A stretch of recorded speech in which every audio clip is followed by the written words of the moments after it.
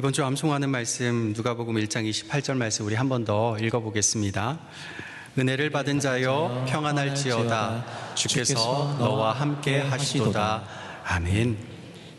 오랜만에 외울 만한 쉬운 구절이 나온 것 같습니다. 한 주 동안 한 번씩이라도 이 암송 구절 한 번씩만 읽어보셔도 외울 수 있을 거라 생각이 듭니다.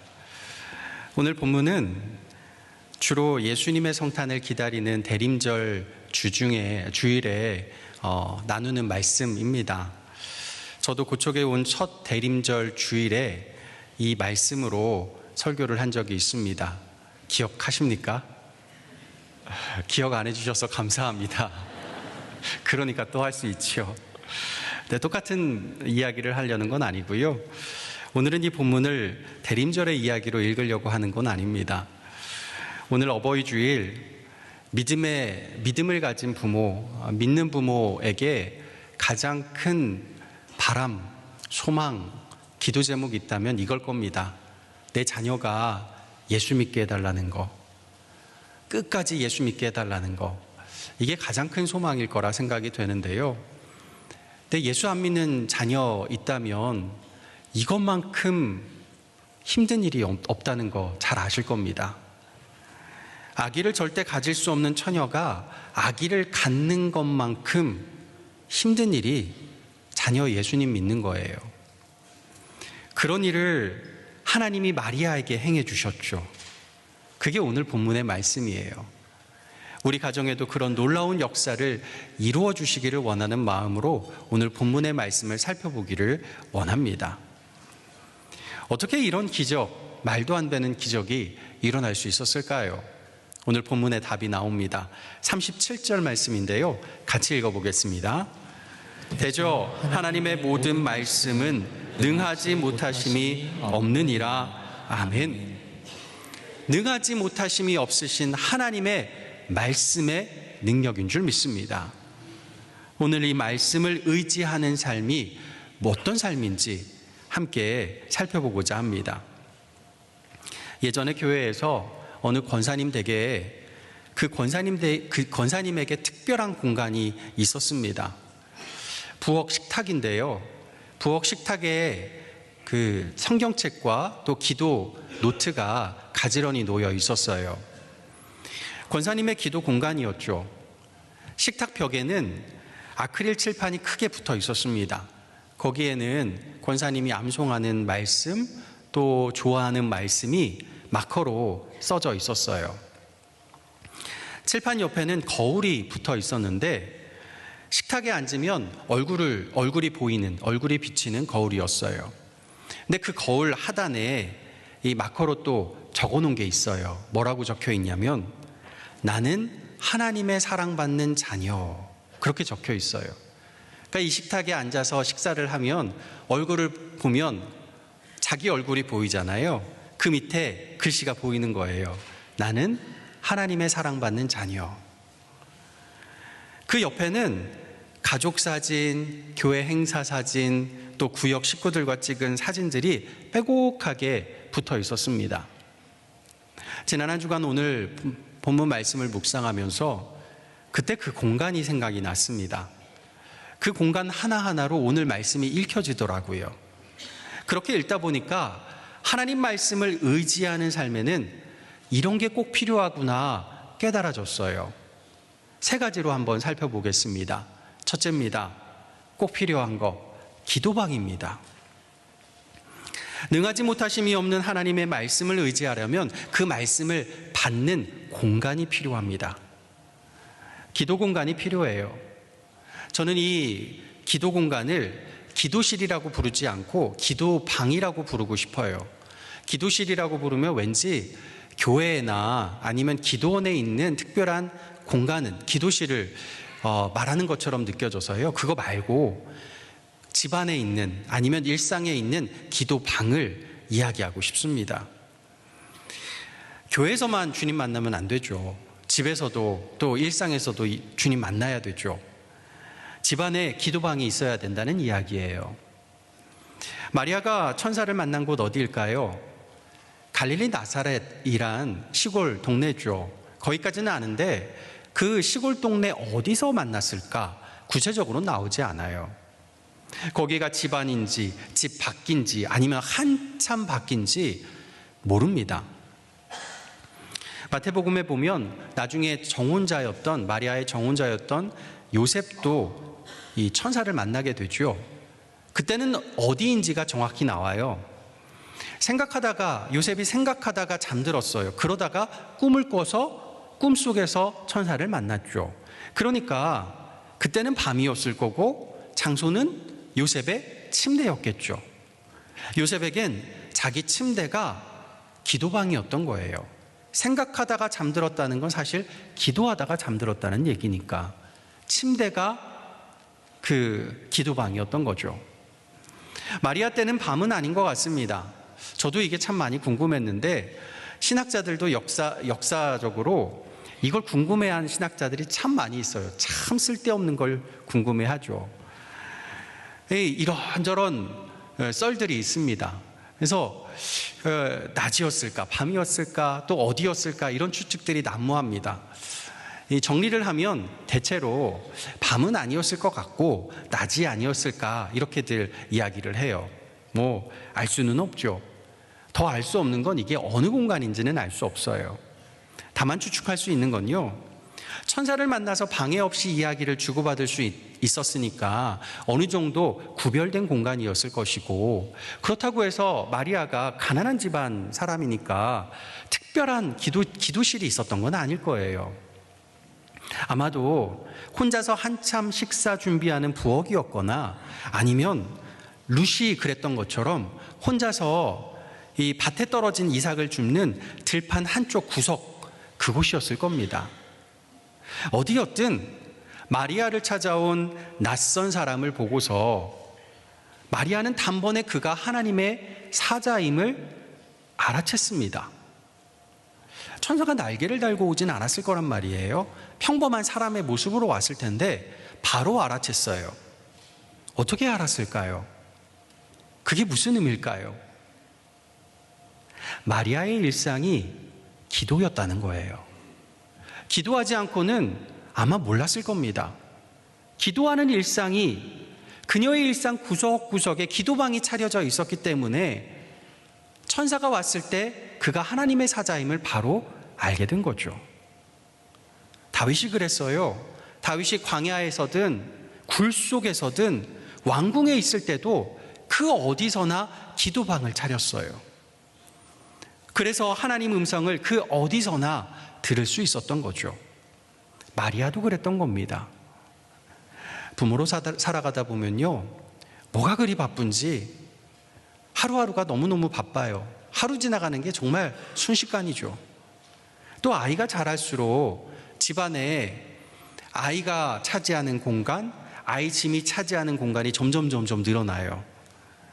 그럴수록 제일 먼저 밀려나는 공간이 기도방이죠. 문제는 기도방이 작아질수록 가족들이 하나님 임재를 경험하는 공간도 작아져요. 그러다 보면 마음도 작아져요. 마음이 작아지면 목숨 걸 만한 일도 아닌데 조그마한 것에 서로 비교하고 조그마한 것에 화를 내고 조그마한 것에 좌절합니다. 능하지 못하심이 없는 하나님의 말씀을 알아채지 못하니까 그 능력의 크기를 체감하지 못하는 거예요. 여러분 집안에 기도방들을 만들어 보시기를 바랍니다. 서재도 좋고요, 거실도 좋고요, 요셉처럼 침대도 좋습니다. 부엌 식탁도 좋고요, 싱크대 앞도 좋습니다. 정말 머리 복잡할 때 싱크대 앞에서 설거지하는 것도 그것만큼 좋은 것도 없잖아요. 아무 생각 없이 그냥 마음 정리가 되죠. 그런데 그 싱크대 앞 설거지 옆에 기도를 덧붙여 보세요. 그러면 기도방이 되는 거예요. 어떤 분은 화장실이 제일 좋대요. 나 혼자 문 닫고 혼자 있을 수 있는 공간이잖아요. 화장실에서 힘주면서 기도도 덧붙여 보세요. 주님이 새 힘 주실 줄 믿습니다. 여러분 일상에 기도방을 두는 거, 그게요, 능하지 못하신 일이 없으신 주님의 손을 굳게 붙잡는 것이고, 그분의 말씀을 깨달아 능력을 덧입는 일인 줄 믿습니다. 제가 음악 퀴즈 하나 내보겠습니다. TV 보다 보니까 이런 식으로 음악 퀴즈를 내던데요, 굉장히 유명한 연주곡이에요. 찬양은 아니고요, 일반 연주곡인데 맨 앞 1초만 듣고 한번 이게 무슨 곡인지 워낙 유명하니까 아실 거예요. 한번 들어보시고 맞춰보시기 바랍니다. 예, 1초 한번 들어보세요. 아시겠죠? 모르시겠어요? 벌써 답이 나왔어요. 답이 나왔는데 잘 모르시겠으면 2초 한번 들어보시겠습니다. 이 정도면 아시겠죠? 네, 제목은 기억이 안 나도 노래는 아실 거예요. 아드린느를 위한, 발음이 안 되네요. 아드린느를 위한 발라드죠. 아까 답을 맞춰주셨는데요. 한번 10초만 한번 들어보겠습니다.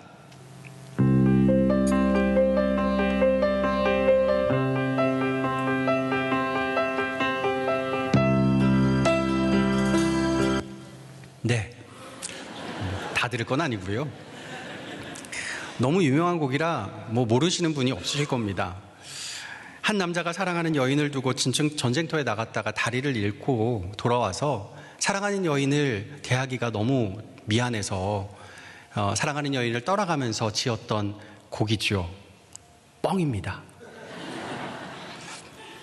제가 옛날에 이거 들을 때 그런 사연이 있다는 이야기를 들었는데 나중에 보니까 가짜 이야기더라고요. 요즘도 보니까 찾아보니까 이런 가짜 이야기가 나돌고 있더라고요. 뻥입니다. 그만큼 유명한 거죠. 이런 가짜 이야기가 돌 만큼. 이 곡은 폴 드 세네비유란 작곡가가 갓 태어난 둘째 딸 아드린느를 위해서 작곡한 곡입니다. 리처드 클레이더만이 연주하면서 기네스북에 등재될 정도로 아주 유명세를 탄 곡이죠. 지난주 중에 오랜만에 이 곡을 어쩌다가 듣게 됐어요. 근데 그 아래 달린 댓글에 울컥했습니다. 내용이 이렇습니다. 아버지가 80년대 초반에 이 음악에 맞춰 자기 발등 위에 날 올려놓고 춤춰 주셨는데 항상 이 음악을 들으면 그때 추억이 생각남. 지금 치매 요양원에 계심. 아버지가 발등 위에 올려놓고 춤춰주시던 기억 있으신 분들 여기도 아마 여럿 있으실 겁니다. 저도 있어요. 아버지 발등 위에 서기만 하면 뭐든 다 할 수 있을 것만 같던 그 시절이었죠. 예수 믿는 우리가 믿어야 할 게 바로 이겁니다. 진짜로 뭐든 다 해주실 수 있는 아버지 하나님께서 우리를 그분 발등 위에 올려놓고 춤춰주시기를 원한다는 사실, 그걸 믿는 믿음이 우리가 예수 믿는 것이에요. 우리가 우리 일상에, 우리 집안에 마련하는 기도방이 바로 하나님 아버지의 발등인 줄 믿습니다. 그 발등 위에 올라가 주님 말씀 따라 춤출 때 기도방만이 아니라 우리 집안 구석구석까지 하나님이 함께 춤춰 주실 줄 믿습니다. 두 번째 필요한 건요, 거울이에요. 거울. 28절에 마리아를 만난 천사는 하나님 말씀을 전합니다. 은혜를 받은 자여, 우리 같이 한번 이거 암송하는 구절인데 같이 한번 읽어볼까요? 은혜를 받은 자여 평안할지어다. 주께서 너와 함께 하시도다. 아멘. 마리아는 깜짝 놀랍니다. 예상 못한 만남이었기 때문이기도 한데요. 근데 그거보다 더 놀란 이유가 있어요. 29절에 마리아가 놀라면서 생각을 했는데 뭐라고 생각하냐면요, 이런 인사가 어찌함인가 이렇게 생각했어요. 마리아의 기도방 한쪽 벽에는 거울이 걸려 있던 거예요. 기도방에 들어갈 때마다 그 거울로 자기 모습을 본 것이죠. 그러면서 생각한 거예요.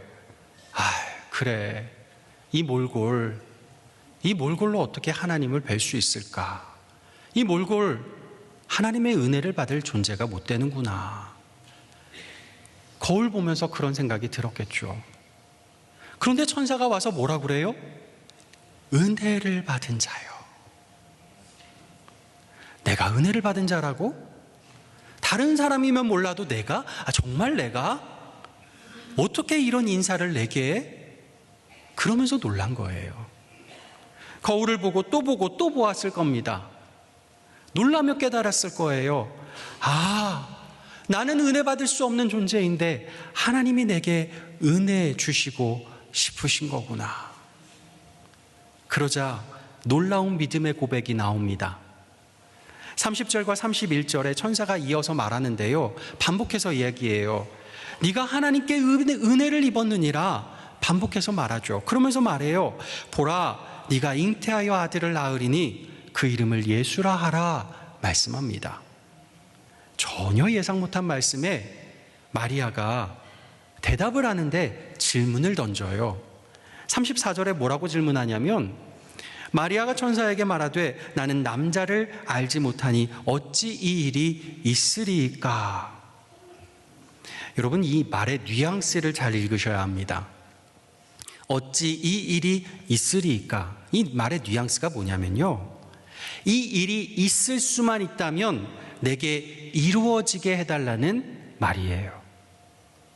여러분이 마리아라면 이렇게 대답하셨을까요? 제가 마리아라면 어떻게 대답했을까 생각해 봤는데요. 하나님, 저 처녀예요. 저 곧 결혼해야 되는데 파토 내시려고 그러세요? 간음녀로 오인받게 해서 저 죽이려고 하세요? 저 부모 될 준비도 안 됐고요. 아무 준비 안 됐어요. 무엇보다 저 너무 부족한 거 아시잖아요. 저보다 더 적합한 사람이 있을 텐데요. 저 마리아보다 옆집에 마리알란가? 언니들 있잖아요. 그 언니들이 나보다 더 낫잖아요.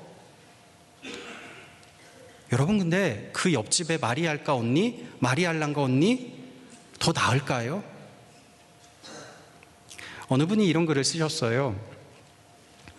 큰딸에게는 미안한 점이 많다. 나도 엄마가 처음이어서 많이 서툴렀었다. 첫 사회생활에 힘들다고 전화 오면 다 그런 거야. 일할 수 있음에 감사해야지만 반복했더니 어느 날은 내가 성을 내더니 엄마, 그런 말 말고 내 말을 들어달란 말이야. 엄마니까 하는 말이잖아. 하길래 아차했다. 그래, 엄마가 미안해 했는데 그 후론 지지배가 힘들어도 말을 안 한다.